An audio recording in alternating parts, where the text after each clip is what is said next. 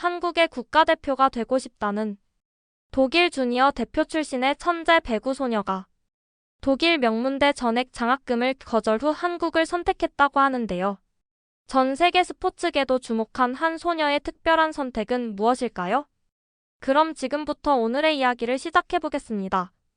안녕하세요. 저는 독일 민헨에서 배구를 하고 있는 16세 리라 슈나이더입니다. 저는 민헨에 있는 제 침실에서 배구공을 벽에 튕기고 있었어요. 쿵쿵쿵. 매번 튕기는 것이 완벽하게 조절되었어요. 제 인생의 모든 것들처럼 말이에요. 저희 엄마인 엘레나 슈나이더 박사님은 큰 기술 회사에서 데이터 사이언티스트로 일하세요. 저희 아빠인 한스 밀러 교수님은 대학에서 스포츠 의학을 가르치세요. 부모님은 숫자와 차트 그리고 모든 것을 완벽하게 계획하는 것을 좋아하세요. 엄마가 아래층에서 저를 불렀어요. 리라야, 이 영상 좀 같이 보자고 하셨어요. 저는 급하게 내려가서 부모님이 노트북 화면을 바라보고 계시는 것을 봤어요. 화면에는 한국의 배구팀이 학교 체육관 같은 곳에서 경기를 하고 있었어요. 선수들은 제가 평소에 보던 독일 팀들보다 훨씬 작았지만 함께 움직이는 방식이 뭔가 달랐어요. 아빠가 코트 가운데 있는 한 선수를 가리키며 말씀하셨어요. 저 세터를 보라고. 단순히 공을 패스하는 게 아니라 오케스트라를 지휘하는 지휘자 같다고 하셨어요. 그 한국 세터는 정말 놀라웠어요. 한쪽을 보다가 완전히 다른 방향으로 공을 패스했어요. 팀 동료들이 스파이크를 위해 점프할 때 그들이 요청하기도 전에 그녀는 어떻게든 그들이 공을 원하는 정확한 위치를 알고 있는 것 같았어요. 마치 그들의 마음을 읽을 수 있는 것 같았어요. 엄마가 저에게 설명해 주셨어요. 독일에서는 개인 기술에 집중한다고 하셨어요. 각 선수가 자신의 포지션을 완벽하게 마스터해요. 하지만 이런 한국 팀들은 보이지 않는 실로 모두 연결된 것처럼 경기한다고 하셨어요. 저는 매료되어 지켜봤어요. 제가 다니는 독일 배구 클럽에서는 모든 사람이 구체적인 역할이 있었어요. 키 큰 선수들은 공격하고 키 작은 선수들은 리시브하고 모든 사람이 코치의 정확한 지시를 따랐어요. 하지만 이 한국팀은 함께 춤을 추는 것처럼 움직였어요. 저는 속삭였어요. 저도 저렇게 경기하고 싶다고 했어요. 부모님이 서로 눈을 마주치셨어요.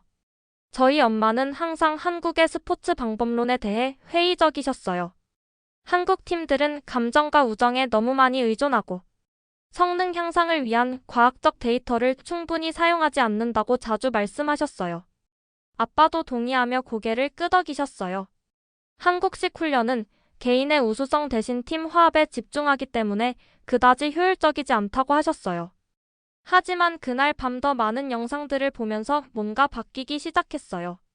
한국 팀들은 단순히 운이 좋거나 감정적인 것이 아니라 엄청나게 숙련되어 있었어요.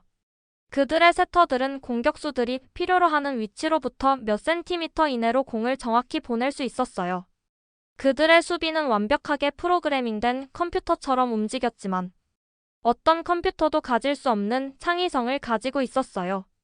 엄마가 천천히 말씀하셨어요. 어쩌면 한국 배구로부터 배울 것이 우리가 생각했던 것보다 더 많을지도 모른다고 하셨어요. 저는 아침 식사 시간에 100번째로 애원했어요.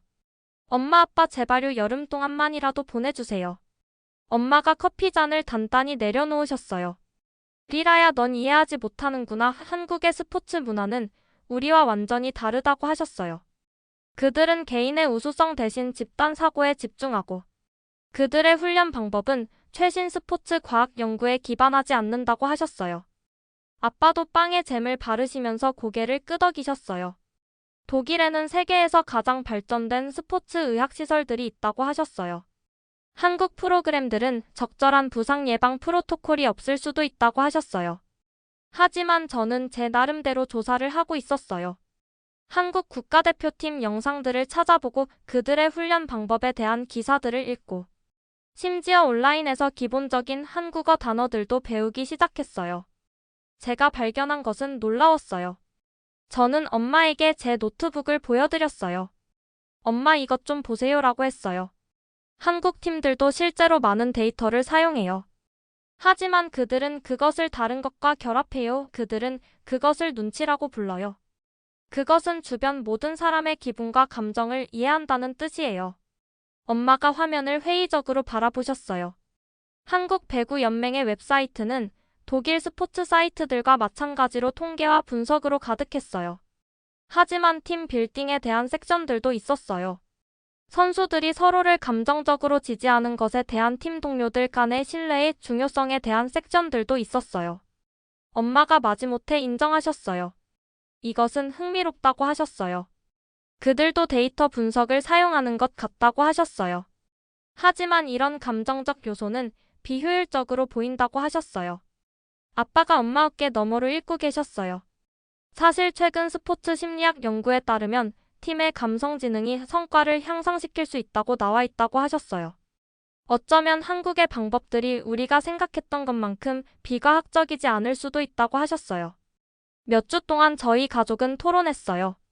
엄마는 한국식 훈련이 저를 개인 기술 개발 대신 팀 동료들에게 너무 의존하게 만들까봐 걱정하셨어요. 아빠는 다른 안전 기준과 의료 프로토콜에 대해 우려하셨어요. 하지만 제 열정은 무시할 수 없었어요. 저는 고백했어요. 매일 밤 한국 배구 영상들을 계속 본다고 했어요. 세터들은 단순히 공을 패스하는 것이 아니라 예술을 창조해요. 그들은 팀 동료들이 자신감 있고 강하게 느끼도록 만들어요. 저는 그렇게 하는 방법을 배우고 싶어요. 돌파구는 엄마가 회사의 서울지사에서 일하시는 동료인 박 박사님과 화상통화를 하시면서 나타났어요. 박 박사님은 대학 시절 배구 선수였고 제 관심에 대해 듣고 기뻐하셨어요. 박 박사님이 설명해 주셨어요. 한국 배구 훈련은 실제로 매우 정교하다고 하셨어요. 우리는 독일 프로그램들만큼 많은 기술과 데이터를 사용해요. 하지만 우리는 또한 배구가 팀 스포츠이고 팀은 감정을 가진 인간들로 구성되어 있다는 것을 이해해요. 우리는 마음과 정신을 모두 훈련시켜요. 엄마가 고개를 끄덕이시는 것을 발견하셨어요. 인공지능과 함께하는 업무에서 엄마는 최고의 시스템들이 논리적 처리와 거의 직관적으로 보이는 패턴, 인식을 결합한다는 것을 배우셨어요. 그날 밤 엄마가 아빠에게 말씀하셨어요. 어쩌면 한국 방법들이 독일 방법들의 반대가 아닐 수도 있다고 하셨어요. 어쩌면 그들은 상호 보완적일 수도 있다고 하셨어요. 다음 날 아침 엄마가 서울 배구 아카데미에 전화를 거셨어요. 우리 딸의 여름 프로그램에 대해 논의하고 싶다고 하셨어요. 저는 너무 흥분해서 위아래로 뛰다가 오렌지 주스를 엎질렀지만 처음으로 부모님은 그 난장판에 대해 신경 쓰기에는 너무 행복해 하셨어요. 비행기가 구름을 뚫고 서울로 하강하고 있었고 저는 얼굴을 창문에 붙였어요. 아래 보이는 도시는 엄청나게 커 보였고 높은 건물들과 넓은 강 위의 다리들로 가득했어요. 제 배 속에는 나비들이 가득했어요. 흥분된 나비들과 긴장한 나비들이 모두 섞여 있었어요. 인천공항에서 제 이름이 적힌 팻말을 들고 있는 젊은 여성이 열정적으로 손을 흔들었어요. 안녕하세요. 저는 김민지 코치예요. 김 코치라고 부르면 돼요. 한국에 오신 것을 환영해요. 라고 했어요. 김 코치님은 아마 제가 만난 사람 중 가장 에너지가 넘치는 분이었어요.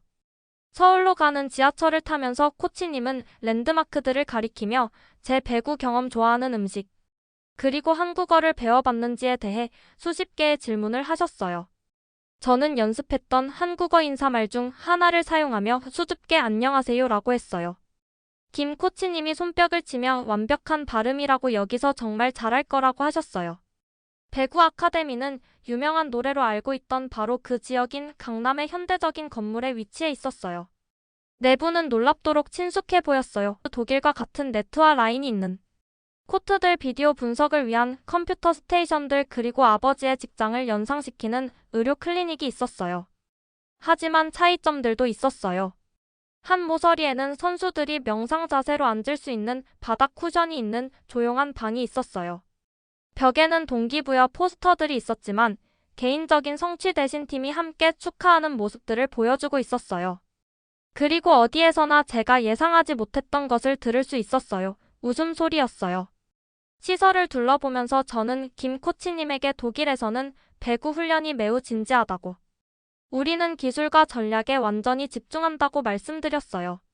김 코치님이 미소를 지으며 한국 훈련도 진지하다고 대답하셨어요. 하지만 우리는 기쁨과 집중이 함께 존재할 수 있다고 믿는다고 하셨어요. 선수들이 행복할 때 그들은 더 빨리 배우고 더 창의적으로 경기한다고 하셨어요. 제 첫 연습은 제가 경험했던 어떤 것과도 달랐어요. 독일 연습처럼 시작했어요. 스트레칭 기본 기술적 드릴. 하지만 그때 뭔가 바뀌었어요. 모든 사람이 개별적으로 개인 기술을 연습하는 대신 팀이 복잡한 패턴으로 함께 움직이기 시작했어요. 김 코치님이 팀의 세터인 수진이를 가리키며 보라고 하셨어요. 그녀가 공이 어디로 갈지만 보는 게 아니라는 걸 보라고 하셨어요. 그녀는 팀 동료들의 얼굴, 그들의 몸짓, 심지어 그들의 호흡까지 지켜본다고 하셨어요. 저는 주에 깊게 관찰했어요. 수진이는 공격수를 힐끗 보고 그들이 그날 자신감을 느끼고 있는지 긴장하고 있는지 어떻게든 알았어요. 누군가가 피곤해 보이면 그녀는 그들에게 더 쉬운 세트를 해주었어요. 누군가가 활력을 느끼고 있다면 그녀는 더 빠르고 어려운 패스로 그들에게 도전하게 했어요. 저는 그녀가 그 모든 것을 어떻게 아는지 물어봤어요. 훌륭한 영어를 구사하는 미들 블로커인 예은이가 연습이라고 했어요. 하지만 또한 눈치라고 다른 사람들이 느끼고 생각하는 것을 이해하는 능력이라고 했어요. 그것은 한국 문화에서 매우 중요하고 배구 세터들에게는 필수적이라고 했어요. 제가 세팅을 시도할 차례가 되었을 때 저는 그것이 얼마나 어려운지 발견했어요. 제 기술적 기능은 훌륭했어요. 제 패스는 정확하고 일관성이 있었어요. 하지만 저는 새로운 팀 동료들의 선호도와 기분을 읽는데 어려움을 겪었어요. 김 코치님이 그렇게 많이 생각하지 말라고 조언하셨어요. 팀 동료들의 리듬을 느끼라고, 그들의 발걸음 소리를 들어보고 그들의 눈을 보고 그들의 에너지 수준을 알아차리라고 하셨어요. 처음에는 좌절스러웠어요. 독일에서 저는 구체적인 규칙과 패턴을 따르는 것을 배웠어요. 하지만 한국 배구는 교과서에서 배울 수 없는 직감과 창의성을 요구하는 것 같았어요. 2주간의 연습 후에 저는 향상되고 있었지만 여전히 외부인처럼 느껴졌어요. 한국 선수들은 친절하고 따뜻하게 맞아주었지만 그들은 제가 따라갈 수 없는 서로에 대한 자연스러운 이해를 가지고 있었어요. 돌파구는 연습 경기 중에 나타났어요. 저는 일주일 내내 공격에 어려움을 겪고 있던 하영이라는 선수에게 세팅하고 있었어요. 단순히 기술적으로 완벽한 세트를 해주는 대신 저는 수진이를 지켜보면서 배운 것을 기억했어요.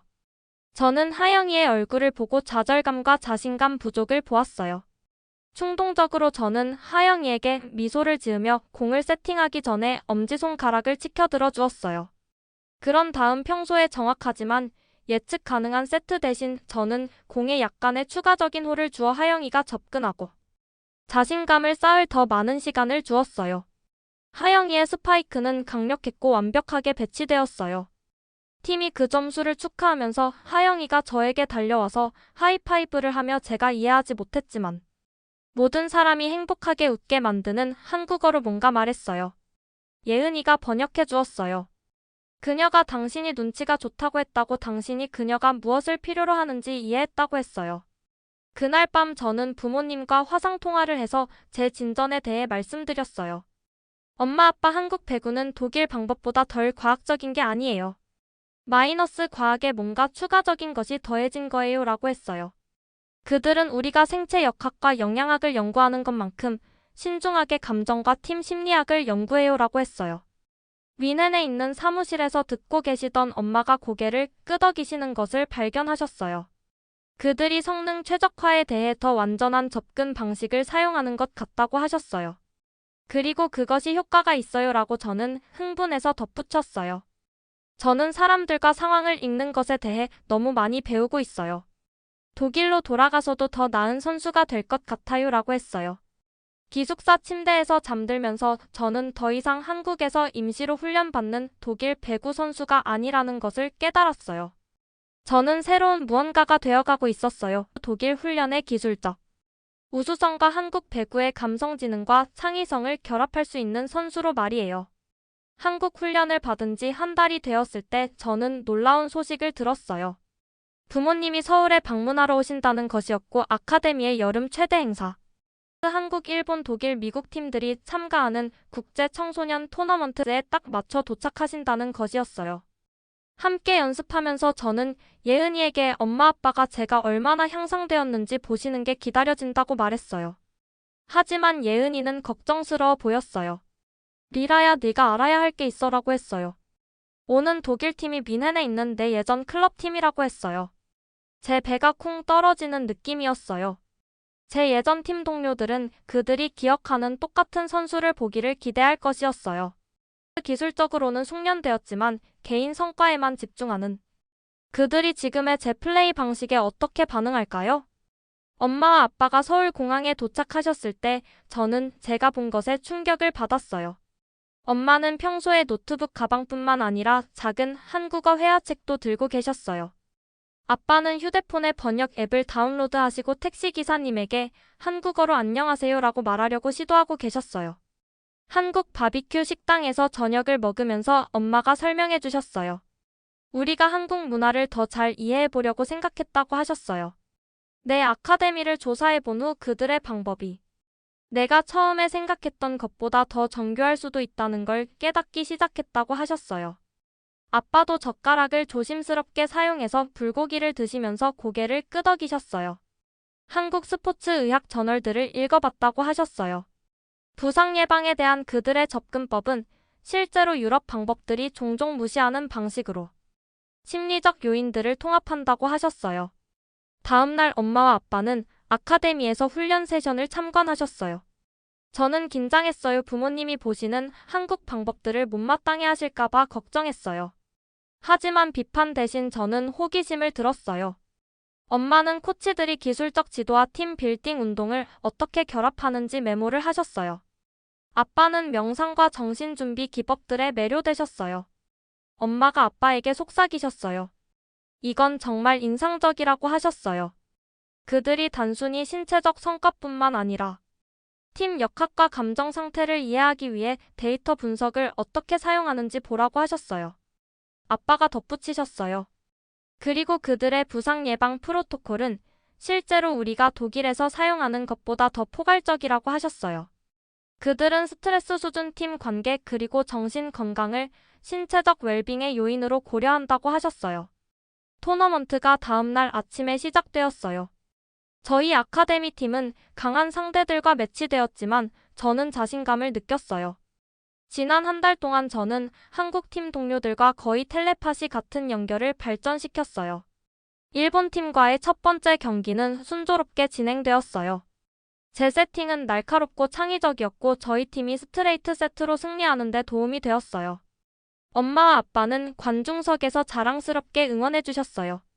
하지만 두 번째 경기가 진짜 시험이 될 것이었어요. 제 예전 독일 클럽팀과의 경기였어요. 팀들이 워밍업을 하면서 제 예전 팀 동료들이 저를 즉시 알아봤어요. 제 예전 주장인 사라가 리라라고 불렀어요. 너 다르게 보여, 더 편안해 보인다고 했어요. 그것은 사실이었어요. 제 독일식 플레이 스타일을 특징지었던 강렬하고 집중된 집중력이 더 유동적이고 직관적인 무언가로 대체되었어요. 저는 여전히 기술적 정밀성을 유지했지만 이제는 기쁨과 창의성으로 경기했어요. 경기가 시작되었고 제 다른 스타일이 즉시 명백해졌어요. 코치가 가르친 대로 정확히 플레이를 실행하는 대신 저는 팀 동료들의 에너지와 경기의 흐름에 끊임없이 적응했어요. 수진이가 피곤해 보일 때 저는 공격 조직에 대한 더 많은 책임을 맡았어요. 하영이가 자신감을 느끼고 있을 때 저는 그녀에게 더 많은 공격 기회를 제공했어요. 독일 상대들은 이 예측 불가능한 스타일에 혼란스러워했어요. 그들은 기억하고 있던 체계적이고 시스템적인 리라를 상대할 준비를 했었는데 이 새로운 버전은 끊임없이 그들을 놀라게 했어요. 세 번째 세트에서 점수가 동점인 상황에서 저는 제 성장을 완벽하게 보여주는 플레이를 했어요. 저는 어려운 서브를 받았고 독일 전략이 지시하는 대로 자동적으로 가장 강한 공격수에게 세팅하는 대신 빠르게 상황을 읽었어요. 수비는 왼쪽에서의 공격을 예상하고 있었지만 저는 오른쪽에 있는 예은이가 완벽한 위치에 있고 활력을 느끼고 있다는 것을 알아챘어요. 저는 예은이에게 완벽한 100세트를 해주었고 그녀가 결승점을 위해 공을 스파이크했어요. 저희 팀이 축하하면서 저는 관중석을 올려다보고 부모님이 열정적으로 응원하고 계시는 것을 봤어요. 하지만 더 중요한 것은 제 예전 독일 팀 동료들이 실망보다는 감탄의 표정으로 네트에 접근하고 있는 것을 본 것이었어요. 악수를 하면서 사라가 리라 그거 정말 놀라웠어라고 했어요. 너는 여전히 우리가 기억하는 기술적으로 뛰어난 선수지만 우리가 독일에서는 결코 배우지 못한 무언가를 추가했어. 너는 내 전체 팀을 더 잘 경기하게 만들었어라고 했어요. 독일 팀과 함께 온 베버 코치님이 경기 후에 저를 따로 불러주셨어요. 오늘 한국 배구 방법들을 지켜봤는데 인상적이라고 하셨어요. 뮌헨으로 돌아가면 우리 훈련에 이런 기법들 중 일부를 통합하는 것을 도와줄 수 있겠냐고 하셨어요. 그날 저녁 부모님과 함께 저녁을 먹으면서 저는 그날이 저에게 가르쳐준 것에 대해 생각해봤어요. 저는 예전에 독일 방법과 한국 방법 사이에서 선택해야 한다고 생각했다고 말씀드렸어요. 하지만 이제 저는 최고의 접근법이 둘 다를 결합하는 것이라는 걸 이해해요. 독일 훈련은 저에게 기술적 기능과 규율을 주었어요. 한국 훈련은 저에게 창의성과 감성 지능을 가르쳐줬어요. 함께 그들은 저를 훨씬 더 나은 선수로 만들어줘요. 엄마가 저에게 미소를 지으셨어요. 있잖아 리라 나도 내일에서 같은 교훈을 배우고 있어라고 하셨어요. 가장 성공적인 AI 시스템들은 논리적 처리와 거의 직관적으로 보이는 패턴 인식을 결합해. 어쩌면 배구와 기술이 내가 생각했던 것보다 더 많은 공통점을 가지고 있을지도 몰라라고 하셨어요. 아빠가 한국 쌀술잔을 들어 올리셨어요. 서로로부터 배우는 것에 건배라고 하시며 건배하셨어요. 그리고 다른 문화들이 그들의 지식을 공유할 때 일어나는 발견들의 건배라고 하셨어요. 서울의 밝은 거리들을 통해 호텔로 돌아가면서 저는 전에 경험해본 적이 없는 무언가를 느꼈어요. 저는 배구에 대한 그리고 삶에 대한 접근법에서 독일적이면서 동시에 한국적인 것에 완전히 편안함을 느끼고 있었어요. 여름이 끝나갈 무렵 저는 예상하지 못했던 결정을 내려야 했어요. 한국 배구 아카데미에서 제게 연중 프로그램에 참가할 자리를 제안했는데 이는 서울에 머물면서 그곳의 국제학교에 다닌다는 의미였어요. 마지막 미팅에서 김 코치님이 엄마와 아빠에게 놀라운 기회라고 말씀하셨어요. 리라는 팀 리더십과 경기 직감에서 놀라운 실력을 발전시켰다고 하셨어요. 여기서 한 해 더 훈련을 받으면 아시아 최고의 세터 중 한 명이 될 수 있을 것이라고 하셨어요. 엄마와 아빠는 제 감정을 읽으려고 애쓰며 저를 바라보셨어요. 한국에서 1년을 산다는 것은 가족과 멀리 떨어져 지내고 다른 교육 시스템에서 배우고 한국식 배구 발전 방식에 완전히 전념한다는 의미였어요. 엄마가 리라야 너는 무엇을 원하니라고 물어보셨어요. 저는 몇 주 동안 이 질문에 대해 생각하고 있었어요. 저는 마침내 뮌헨 집으로 돌아가고 싶다고 말했어요. 하지만 여기서 배운 것을 독일로 가져가고 싶다고도 했어요. 기술적 기능과 감성 지능이 함께 작용할 수 있다는 것을 선수들에게 보여줌으로써 독일 배구를 도울 수 있을 것 같다고 했어요. 엄마는 제 사려 깊은 결정에 자부심이 솟구치는 것을 느끼셨어요.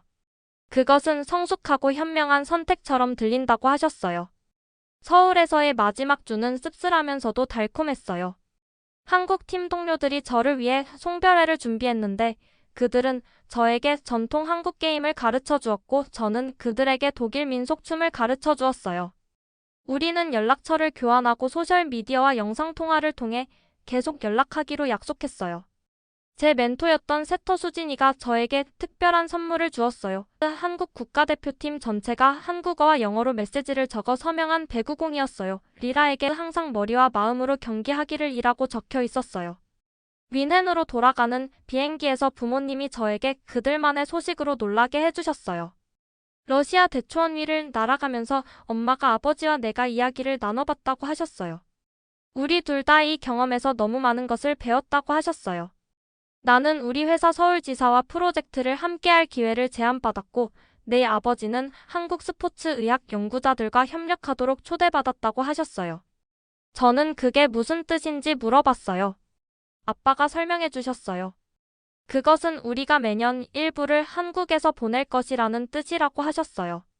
너는 여름 동안 서울 아카데미에서 계속 훈련받을 수 있고 우리 모두 우리 일에 대한 한국식 접근법에서 계속 배울 수 있을 것이라고 하셨어요.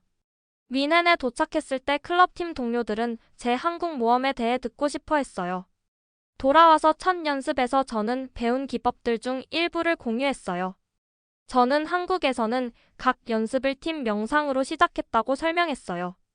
그것은 우리가 기술적 기능을 연습하기 전에 집중하고 서로와 감정적으로 연결되는 데 도움이 되었다고 했어요. 베버 코치님은 처음에는 회의적이었지만 시도해보기로 동의하셨어요. 모든 사람이 놀랍게도 팀의 의사소통과 협력이 극적으로 향상되었어요. 저는 또한 한국식 세팅 연습을 도입했는데 세터들이 코트에서의 위치뿐만 아니라 공격수들의 기분과 에너지 수준을 읽는 법을 배우는 것이었어요. 미들 블로커 중 한 명인 마르쿠스가 이건 놀랍다고 했어요. 리라, 내 세트가 이제 다르게 느껴져. 마치 내가 스스로 무엇을 필요로 하는지 알기도 전에 네가 그것을 아는 것 같아라고 했어요. 저희 독일 클럽에 향상된 성과에 대한 소문이 퍼졌고 다른 팀들이 베버 코치님에게 한국 기법들을 공유해달라고 요청하기 시작했어요. 엄마는 감성지능과 기술적 훈련의 통합에 대해 스포츠 컨퍼런스에서 발표하시게 되었어요.